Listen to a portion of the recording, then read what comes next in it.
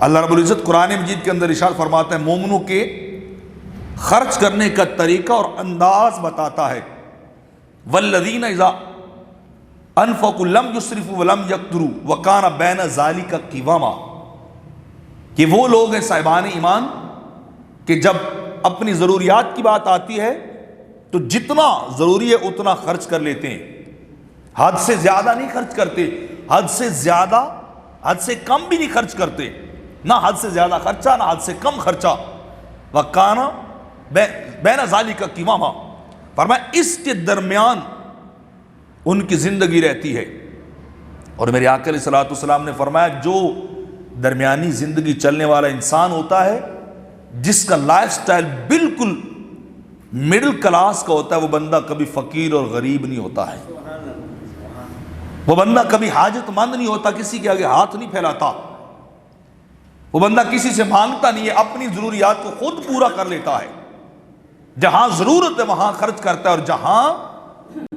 اس کے لیے اتنا گنجائش نکلتی ہے کہ وہ خرچ نہ کرے وہاں سے پہلو بچا لیتا ہے۔ تو جب انسان اس طریقے سے زندگی گزارتا ہے تو میرے آقا فرماتے ہیں میانہ روی والی زندگی، اعتدال والی زندگی، سادگی والی زندگی، میرے آقا فرماتے ہیں وہ بندے کی اس بندہ وہ فقیر نہیں ہوتا۔ میرے آقا علیہ الصلوۃ والسلام نے ارشاد فرمایا ایک بسترا شوہر کے لیے ہونا چاہیے، دوسرا بیوی کے لیے، اور تیسرا مہمان کے لیے،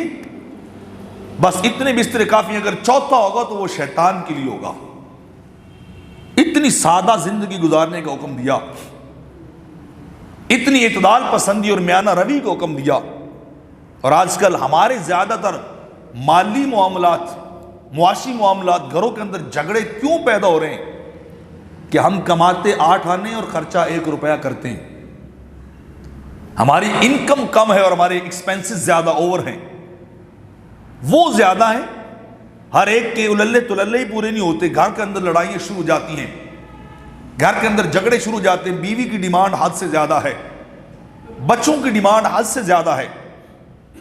بچے باپ سے وہ کچھ طلب کرتے ہیں جو باپ انہیں دے نہیں سکتا، جو باپ ان کے لیے پرووائڈ نہیں کر سکتا، بیٹے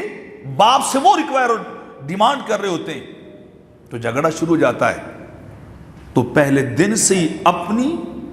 اور اپنی اولاد اور اہل خانہ کی تربیت اس انداز سے کیجئے